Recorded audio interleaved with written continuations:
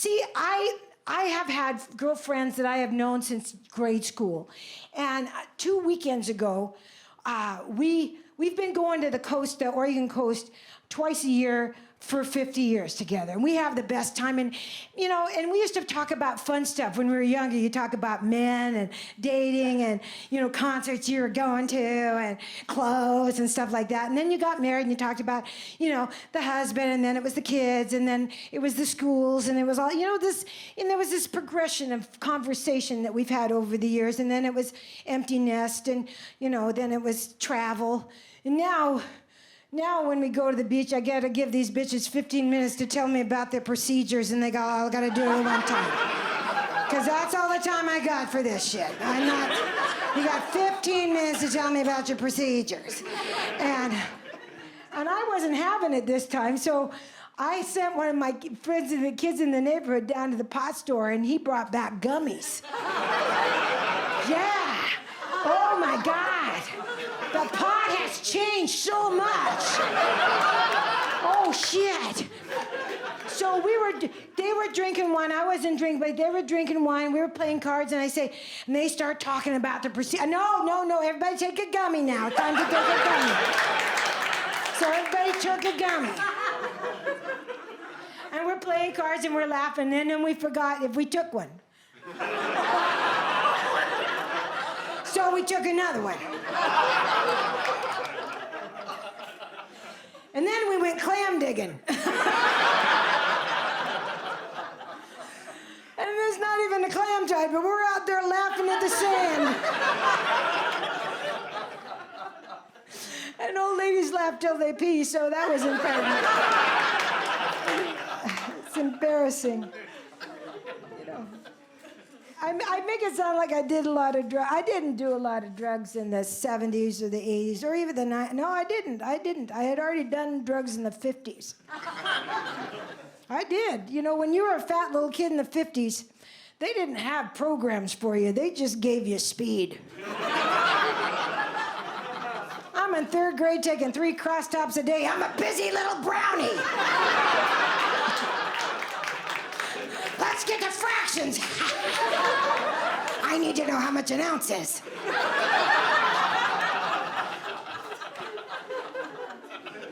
So anyway, what was I going to tell you? Sometimes my mind has gone so long, I come back with a tan.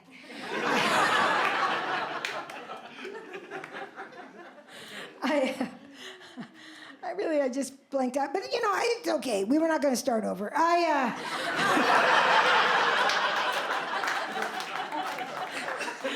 don't have the energy, and my meds are not working.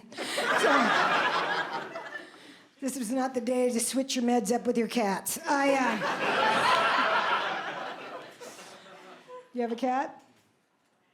You don't have a cat? I have a cat. I didn't mean to have a cat. This is what you don't do. You don't go to the Humane Society with a friend who says, I'm going to get a cat. Want to come? Say no. Because that bitch walked out without an animal, and I walked out with a cat. Now, I love the cat. Have you ever adopted a cat?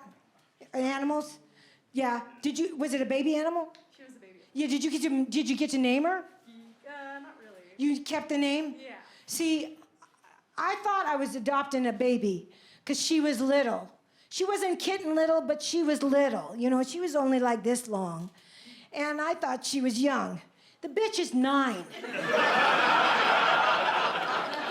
And there's a reason they released her to the Humane Society, because evidently she's got every disease possible. Which is why I'm still working at 72. Anyway.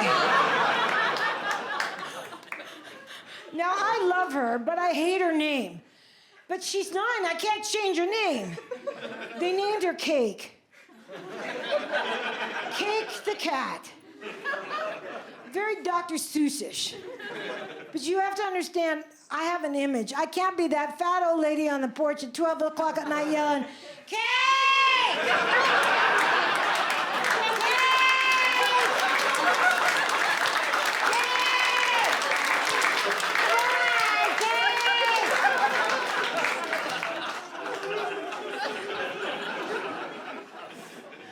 I love to think about them. I love to think about my folks.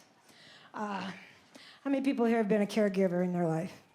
A lot of people have been caregivers. Yeah, it's a tough thing. It's a very tough thing to do. I took care of my mom and dad for many years. I wasn't good at it. They died, but...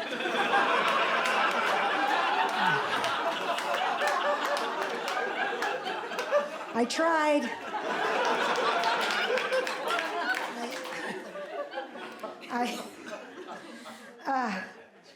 And you know, it doesn't matter how old you are.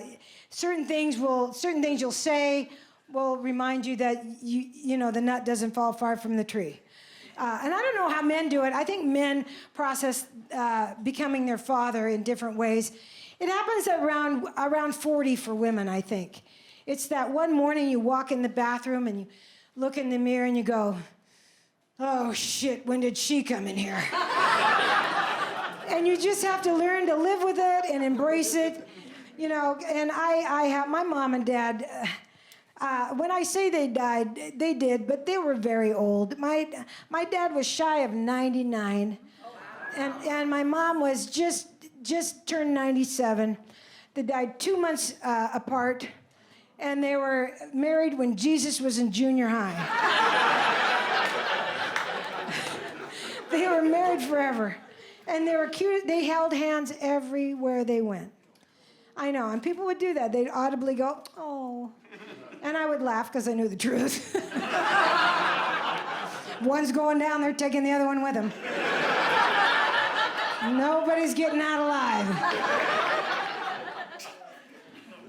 And they were hysterical. I mean, I'm going to say this because every caregiver has, one parent is always easier than the other one.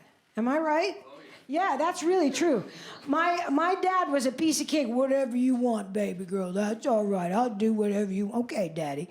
Your mother's my mom. I was like, well, first let me tell you this. My mom and dad never developed dementia or Alzheimer's.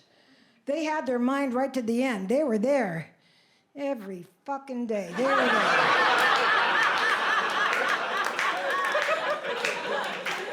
They just woke up happy. They woke up. What are we doing today? I'm the cruise director. We're going to Costco. They're having a twofer on coffins. Let's measure.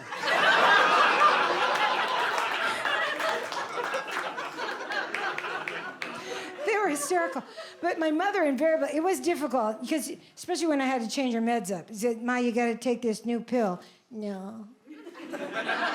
Ma, no, you're trying to kill me. If I was going to kill you, I wouldn't use stool softener, okay?